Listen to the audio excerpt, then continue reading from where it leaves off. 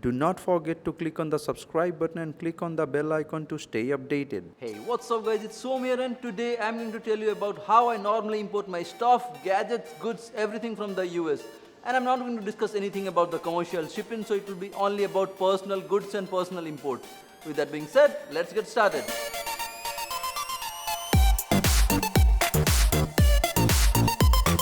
I have been importing gadgets from Amazon USA, Best Buy, Tiger Direct for like last 10 years now, and if I remember, my first import was a Garmin GPS and that was from tigerdirect.com. I don't even remember how much work I had to do. So there are like two ways to import your stuff. Either you use import agents in India or you use the export agents in the US. If you are using the import agents in India, they would be able to give you the exact landing cost to your doorsteps.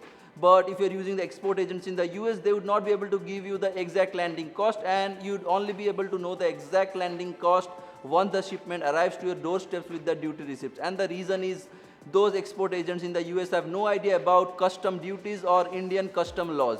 So it all depends on your choice what you are going to use. I normally use both of them, and the only issue I find with the Indian import agents is the price is bit more, and if I'm using the export agents in the US, the price gets a bit less, but I have no idea what the price is going to be until unless I receive the duty receipt. So basically both have got pros and cons, but if you are a new user, I would suggest you to go with Indian import agents only. So let's go ahead and discuss about the companies which I normally use. In last 5 years, there has been a lot of companies getting into this import business, and I guess I have tested almost 10 or 12 of them. I am not going to name all of them because it's a long list. So I'm only going to talk about the one which I use till now, and the company name is iShop International.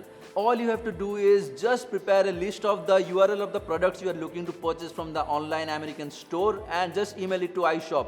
They normally take few hours to send you the code which will include everything. I mean, you do not have to pay anything while the item is getting delivered to your doorsteps. It's easy and neat. So basically you don't have to worry anything about duty, extra handling, the item getting lost, anything. Normally iShop International covers the complete insurance, so you don't have to worry about the box getting lost as well. So just order it, make the payment and sit tight and wait for your shipment to arrive at your doorsteps.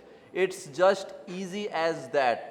Just email them, wait for their code, make the payment, wait for 7-10 days, and the item is there, right there at your doorsteps. There is the only issue with iShop International is when you are looking to buy a lot of items from different stores. Let's say 5 items from Amazon, 5 items from Best Buy, 5 items from Tiger Direct, 5 items from Google, few items from Apple Store. So basically they are not going to compile all the items into one box. They are going to give you all that separate codes from each store, and it's going to be a lot of cost. I mean, the landing cost is going to be crazy because they are not going to ship in just one box, and it will be all different boxes. So in this regards, my export agents in the US come handy, because what they normally do for me is they repack all of my items which are coming from all the stores, and they repack into one single box and ship it to me. So I'm going to give you one example. I guess last month I had ordered 17 or 20 items, from which 5 were from Apple Store, 4 were from Google Store, and like 11 were from Amazon. So it's like 3 different companies shipping their boxes to my addresses. So that's not possible for iShop to compile or repack all the items into one box and ship it to me. That is when I use my export agents in the US, because they normally repack all those items for me and ship it in one box, saving a ton of money for me. So now let's discuss about the export agents in US and how I normally use them. The one which I use is IPS Parcel. I am going to leave the link below in this description how to sign up with them and get started. It's kind of easy. All you have to do is sign up with them, which is free, and then they are going to give you one sweet address. Once you have this address, you need to use this address to all the websites like Apple Store, Amazon, Google, any of those websites. Just use this as the shipping address and just go ahead and make your purchases. The process is kind of easy. All you have to do is do the purchases online, let the item ship to that sweet address, and once the items reach your sweet address, you will be getting emails from IPS Parcel saying that your boxes have reached IPS Parcel suite. And let's say if you have got like 3 or 4 orders and all the orders have got delivered to the suite, and once you log in, you are going to see all the boxes lined up in a list in that login page. So just go ahead and click on all the boxes and apply for a repack. I guess IPS Parcel charges around $3 for repackaging. So let's say you have got like 4 orders from different stores. They are going to charge you 4 into 3, $12 for repacking, and all of the items is going to be repacked into just one box. So the volumetric size will be pretty low and your shipping cost will be low as well. So the only issue is you will be only able to know the duty amount once the item reaches your doorsteps. So it's normally easy. I have been using IPS parcel for a long time now.